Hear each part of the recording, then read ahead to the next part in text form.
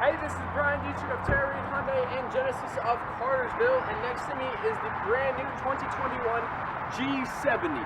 And just from the outside appearance, it is luxurious, it is stylish, and is competing with its German counterparts such as Audi, BMW, and Mercedes on every single level. So by doing that, there's some technicalities about this vehicle that make it able to perform to that high of a level, and one of those things is actually kind of a quirk, and it involves the battery placement and actually how to jumpstart this vehicle.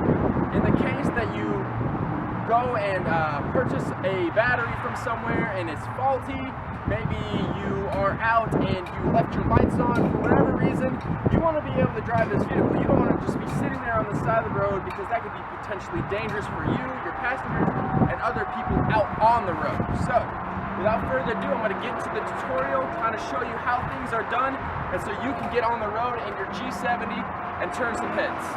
So some quick ways to identify if your battery is actually faulty is when you get in and press the start button. If you just hear a dong and nothing happens, maybe you see the lights flickering and a clicking sound, or maybe the vehicle doesn't start at all.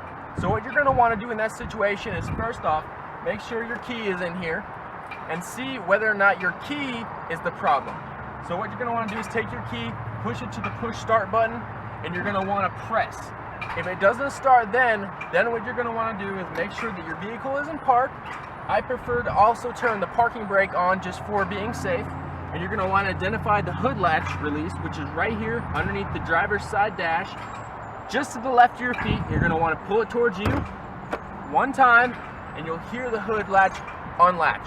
Then what you're going to want to do is go around to the front and identify where the terminals and where the posts are to continue the process. So once you're underneath the hood, you're going to want to go to the right hand side of the vehicle, the passenger side, and identify two markings. One is going to be this little black marking on the trim piece. It's going to have a circle with a negative sign, which points inward to this little post right here. This is going to be your negative. This is where you're going to attach your black cable.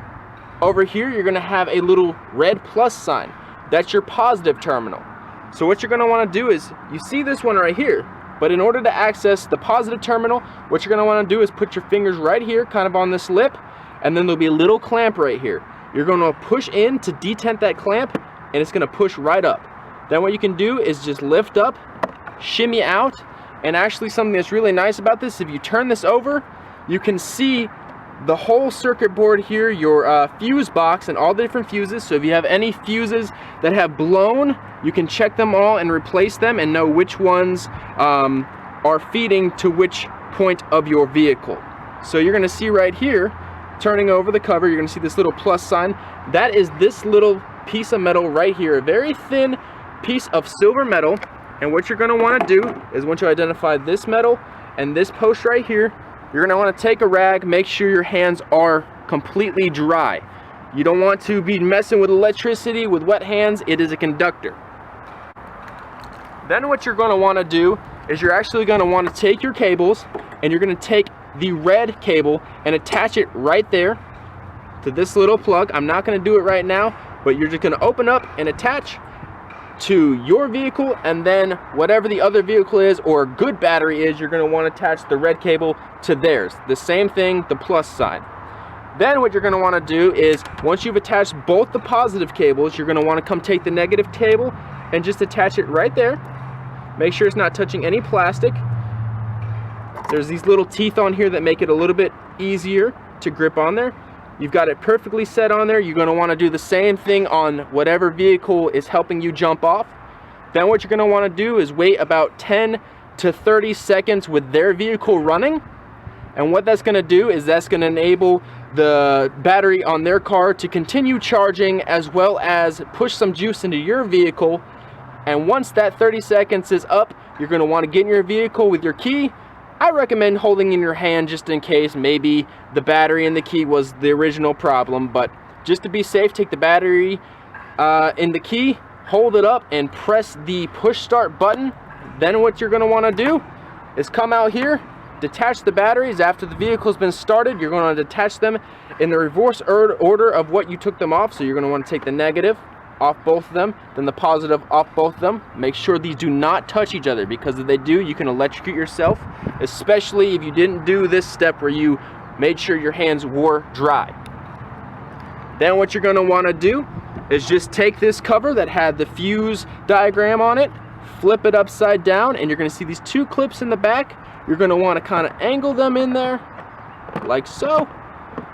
And once you feel the back kind of being snug, you're going to want to push down. You'll hear a click sound, and you can kind of pull up on either side, and if it doesn't move, you've done it right.